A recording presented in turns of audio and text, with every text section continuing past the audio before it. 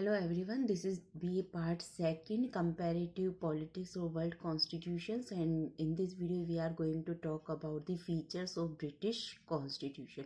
So first feature is it is unwritten. Uh, I must say it is mostly unwritten and partly written. So there is no such thing as written, precise and compact document which may be called the British constitution, and the main reason for this is that it is based on conventions and political traditions and which have not been laid down in any document. However, it has some written parts too, which includes historical documents, parliamentary and judicial decisions and constitutional characters, that is for example Magna Carta and Petition of Rights, Bill of Rights, Parliamentary Act of 1911 and 1949. So there are so many written documents are also there. And second one is it is evolutionary, and the British constitution is evolutionary, is a specimen of evolutionary development, and it was never framed by any constituent assembly, and no precise date of its birth can be given, and no definite body of persons can claim to be its authors, because it is the product of gradual growth and development. And it has an unbroken continuity of development over a period of more than 1,000 years. And next one is it is flexible constitution, so it can be passed, amended and repealed by simple majority of parliament, since no distinction is made between a constitutional law and an ordinary law. Next one is unitary form of government. So the British constitution has unitary character as opposed to a federal one. All powers of the government are vested in the British Parliament, which is a sovereign body. The executive organs of state are subordinate to it and exercise delegated powers and answerable to it, and there is only one legislature. And next one is parliamentary form of government. As you all know, what does it mean? Next one is rule of law. Rule of law is also another important feature of the British Constitution, and it implies equality and all before, supremacy, uniformity and universality. And it has three implications, as all persons are equal before law and irrespective of their position or rank. This doctrine emphasizes the supremacy of the law and not of any individual, and whoever doesn't follow the rule will be punished. Next one is role of conventions, and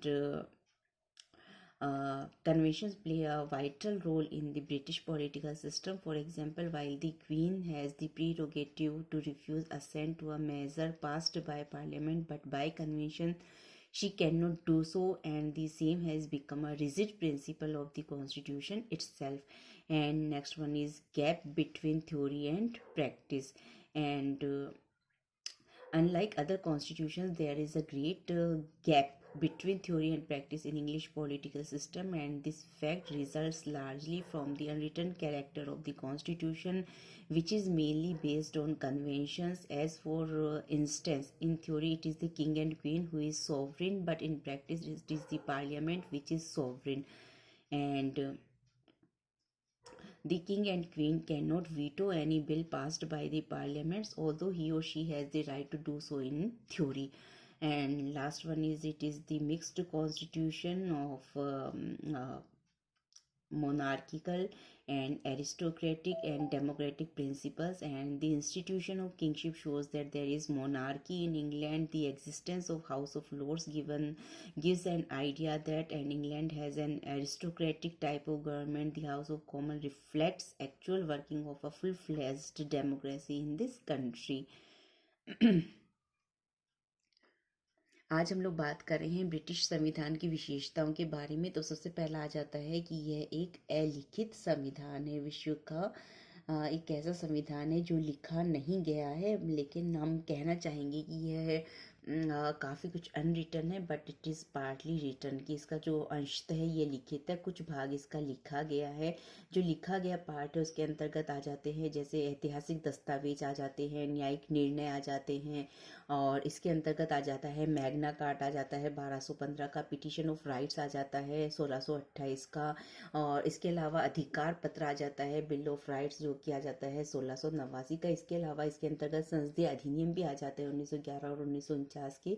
तो basically ये unwritten है, अलिखित है, लेकिन फिर भी यह अंशतः है, इसका कुछ भाग है जो कि लिखा गया है। दूसरा आ जाता है इसकी जो प्रकृति है, ये है इवोल्यूशनरी है, मतलब यह इसका निरंतर विकास हुआ है, इसका किसी भी प्रकार से निर्माण नहीं हुआ है। तो ये भी एक यूनिक एग्जाम्पल है जो हम लोग वर्ल्ड के कॉन्स्टिट्यूशंस करते हैं, कि जो ब्रिटिश संविधान है इसका निरंतर विकास हुआ है, काफ़ी वर्षों के विकास का ये परिणाम है, किसी भी संविधान निर्मात्री सभा ने इसे नहीं बनाया है, इसीलिए इसके जो ओरिजिन है और इसके बारे में कुछ भी हम लोग एक डेफिनिट तरीके से हम लोग नहीं कह सकते हैं। और नेक्स्ट आ जाता है फ्लेक्सिबिलिटी, मतलब ये एक लचीला संविधान है। लचीला संविधान वह होता है जिसमें हम लोग बिल्कुल ईजीली हम लोग जिसको अमेंड कर सकते हैं, जिसमें हम लोग आसानी से संविधान में संशोधन कर सकते हैं, क्योंकि यहाँ पर जो संविधान है या संवैधानिक जो कानून है और जो सामान्य कानून है उन दोनों में कोई भी अंतर नहीं किया गया है, इसलिए ये एक फ्लेक्सिबल कॉन्स्टिट्यूशन है। नेक्स्ट आ जाता है यूनिटरी फॉर्म ऑफ गवर्नमेंट, एकात्मक शासन व्यवस्था यहाँ पर है। या एकात्मक शासन व्यवस्था होती है जिसके अंतर्गत केंद्र के पास में सारी शक्तियाँ होती हैं, राज्यों के पास में अपनी कोई भी शक्ति नहीं होती है, और राज्यों को एडमिनिस्ट्रेटिव जितने फंक्शंस करने होते हैं, जितने काम उनको करने होते हैं, उसके लिए सभी शक्तियाँ केंद्र देता है। और क्योंकि केंद्र राज्यों को शक्तियाँ देता है, इसलिए वह जब चाहे तब अपनी शक्तियाँ वापस भी ले सकता है। नेक्स्ट आ जाता है parliamentary form of government. As we all know what does it mean, संस्थात्मक शासन व्यवस्था यहाँ पर अपनाई गई है। नेक्स्ट आ जाता है रूल ऑफ लॉ आ जाता है, विधि का शासन, जो कि ब्रिटिश संविधान की एक प्रोमिनेंट, जिसे हम लोग विशेषता कहना चाहेंगे, काफ़ी प्रमुख विशेषता है विधि का शासन। विधि का शासन का अर्थ होता है कि कानून की नज़र में सभी व्यक्ति समान है, कानून सभी व्यक्तियों पर एक समान रूप से लागू होता है, और जो कोई व्यक्ति कानून का उल्लंघन करता है उसे उस उल्लंघन पर दंड दिया जाता है। नेक्स्ट आ जाता है रोल ऑफ कन्वेंशंस, परंपराओं की एक महत्वपूर्ण भूमिका रही है ब्रिटिश संविधान में, और ये इस कारण से रही है क्योंकि ये एक अलिखित संविधान है, इसलिए ये जो ब्रिटिश संविधान है ये मेनली बेस्ड है कन्वेंशंस पर, परंपराओं पर। तो काफ़ी ज़्यादा जो परंपराओं का जो हम लोग इसमें ब्रिटिश संविधान में योगदान है, हम लोग इसे देख सकते हैं कि काफ़ी सारी ये जो चीज़ें हैं वो परंपराओं के आधार पर निरंतर पीढ़ी दर पीढ़ी ये चली आ रही है। नेक्स्ट आ जाता है gap between theory and practice, सिद्धांत और व्यवहार में अंतर। इसीलिए ब्रिटिश संविधान जो है ये एक प्रमुख एग्जाम्पल है विश्व के संविधानों में, जहाँ पर कि हालांकि सभी संविधानों में ऐसा पाया जाता है, कहीं ना कहीं सिद्धांत और व्यवहार में अंतर पाया जाता है, लेकिन ये कहा जाता है कि जितना अंतर ब्रिटिश संविधान के अंतर्गत देखने को मिलता है उतना कहीं पर भी देखने को नहीं मिलता है। और कहीं ना कहीं इसका कारण ये है कि ये एक अलिखित संविधान है जो कि मुख्यतः परंपराओं पर आधारित है। इसका उदाहरण हम लोग देख सकते हैं कि सिद्धांततः जो राजा या रानी है ब्रिटेन में, वो संप्रभु है, बट इन प्रैक्टिस व्यवहार में वहाँ पे जो पार्लियामेंट है, संसद है, वो वहाँ पर सॉवरेन है, संप्रभु है। और इस तरीके काफ़ी ज़्यादा एग्जाम्पल्स वहाँ पे हैं। और इसकी नेक्स्ट इसकी विशेषता आ जाती है कि ये मिश्रित प्रकृति का संविधान वहाँ पर है। मिश्रित प्रकृति के संविधान के अंतर्गत हम यहाँ पर राजतंत्र, कुलीन तंत्र और डेमोक्रेटिक लोकतंत्र तीनों ही हम लोग यहाँ पे इनका एक कॉम्बिनेशन जैसा हम लोग ब्रिटिश संविधान के अंतर्गत देख सकते हैं। जैसे कि यहाँ पे राजा या रानी का जो पद है वो राजतंत्र को अभिव्यक्त करता है, और जो ब्रिटिश संसद का अपर हाउस है, हाउस ऑफ लॉर्ड्स, वो कुलीन तंत्र को बताता है। और इसके अलावा जो उसका हाउस ऑफ कॉमन्स है, हाउस ऑफ कॉमन्स, और इसके अंतर्गत जो ब्रिटिश संसद का जो निम्न सदन है वो डेमोक्रेसी को दर्शाता है। तो इस तरीके से ये एक कॉम्बिनेशन है जहाँ पे हमें राजतंत्र, कुलीन तंत्र और लोकतंत्र तीनों ही देखने को मिलते हैं। That's all for today from my side. Thank you very much.